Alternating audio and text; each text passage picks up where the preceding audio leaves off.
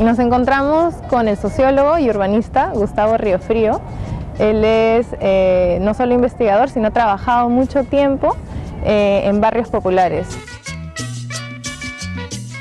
Las invasiones, por llamarlo de alguna manera, ¿cómo se diferencian desde que en ese momento, en el 60, se reconocen al día de hoy?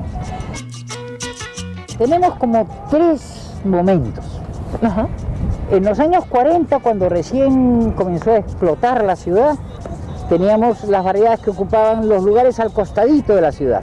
Estamos en una de ellas, Armatambo, terminando Chorrillos, comenzando el Morro Solar.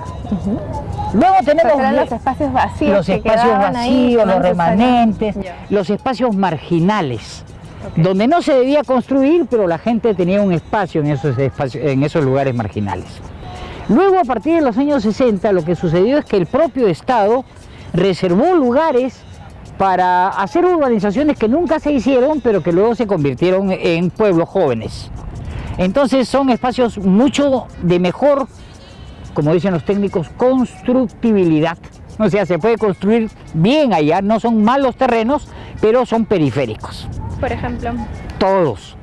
Comas, Coyique, Villa El Salvador, Villa María del Triunfo, todos estos barrios son barrios en los cuales había una reserva de terrenos para que sean ocupados por urbanización popular y luego se ocuparon a la mala, por así decirlo, pero estaban reservados los terrenos para ello.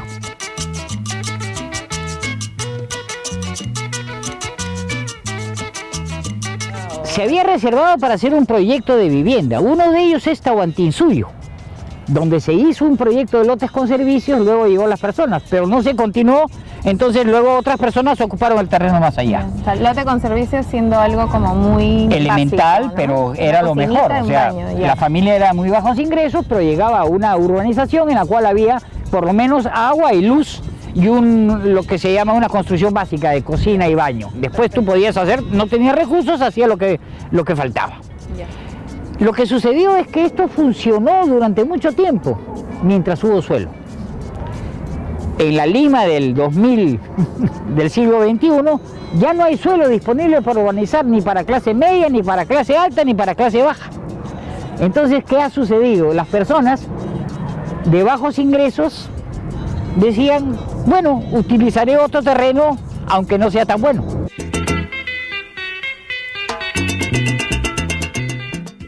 Entonces esa vendría a ser la tercera forma de cómo se han venido dando estas invasiones o de hacer vivienda, digamos. Exactamente. Luego miraremos lo de invasiones, pero efectivamente, si la familia de bajos ingresos se les ha dicho desde los años 60, si no tienes vivienda, te damos un suelo o ocupa un suelo que vamos a reconocerlo, las nuevas generaciones, que no son migrantes, no son provincianos, son limeños y necesitan vivienda, están ocupando terrenos, pero ya no son terrenos periféricos, son terrenos marginales. O sea, son marginales dentro de la misma periferia. Que son barrios que amplían el barrio anterior, donde sus padres no habían pensado que debía ser ocupado, donde incluso es zona de lomas, o zona de protección, o zona de riesgo, ¿no? En este momento. Ese es el tercer tipo de barrio, que por así decirlo, es la muestra de que ya no existe terrenos para crecer de una manera más apropiada, y en tercer lugar la muestra que la barriada, que era la modalidad de producir vivienda y de ciudad, ya no es la manera como se debe enfrentar el problema de la vivienda de las familias de bajos ingresos.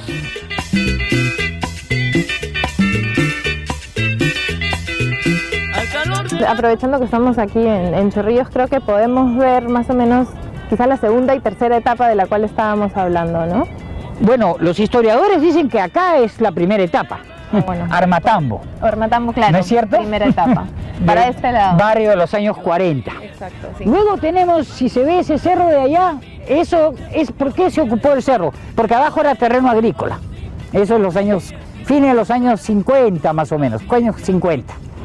La parte de atrás no era agrícola, se ocupó. Luego el cerro de al frente, que son los años 60, que fueron urbanizaciones progresivas hechas por la gente o reubicaciones. El propio Estado los reubicaba a familias en ese lugar. Y lo que tenemos acá es ciudad, ¿no? Una ciudad enorme, consolidada, que se ha producido por estas dos maneras de urbanizar. Entonces, hablando de esas zonas consolidadas, ¿qué es lo que están buscando? ¿Qué es lo que les falta? ¿O ya lo encontraron y hay una calidad de vida con la que la mayoría de gente está conforme? ¿Hacia dónde van? O quizás en sur es diferente en el norte. No sé si nos puedes dar En un poco efecto, el sur es diferente del norte porque el sur se urbanizó, se consolidó en los años 70 y 80, mientras que el norte se consolidó en los años 60 y 70, y quien vivía en el norte tenía más ingresos que quien vivía en el sur. En el norte tenemos más obreros e hijos de obreros, trabajaban en la Volvo, eran trabajadores textiles. En el sur eran pequeños productores, entonces es distinto.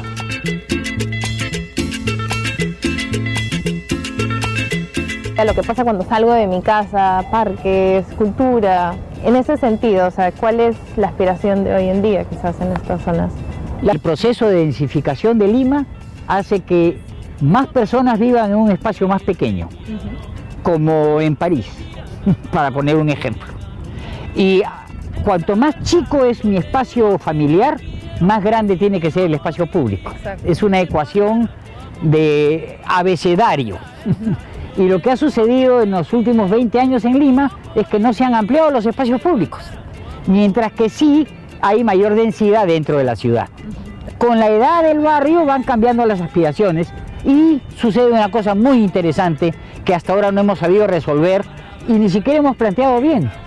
Cuando se consolida un barrio, se hace más anónimo y hay más variedad. Y tenemos que aprender a convivir con gente extraños que vienen a nuestro parque. Para poner solamente un ejemplo, ¿no? Ya no es solamente mi parque, ¿no? Por eso es que se les quiere poner rejas muchas veces a esos parques, claro, ¿no? Y eso es interesante porque justamente estos espacios que ya no son tan barriales y que son más colectivos en los que pueden venir urbanos, más gente, sí, digamos que se empiezan a convertir en los nuevos centros. O sea, esta ciudad, Lima, tan grande, ya debe de empezar a tener nuevos centros que sean centros cívicos, de encuentro social, de encuentro comercial, donde, digamos, se pronuncia la identidad de cada lugar. ¿Hay verdaderas nuevas centralidades? O sea, Lima, ya olvidémonos del distrito, de la provincia, es una red urbana que va tranquilamente desde Cañete hasta Huacho. Y tendremos que pensar las vías, la comunicación. ¿Por qué están muy buenos chifas en Lima Norte? Porque los productos vienen de Huaral. Más frescos, estamos en comunicación con Huaral, mientras que aquí en el sur hay más rápido y mejor pescado. Pero quizás, o al menos es una visión personal, lo que veo es que no hay una centralidad que recoja justamente toda esa personalidad de cada uno de esos barrios, ¿no? Y quizás en el norte lo vemos demasiado concentrado en centros comerciales, en el comercio, ¿no? Realmente, y no en espacios que recojan toda esa riqueza que tiene cada una de esas zonas. No sé si estás de acuerdo. Estoy muy de acuerdo. Como decía Cortázar, y dijeron todo el mundo, ¿no? Lo urgente no deja tiempo para lo importante.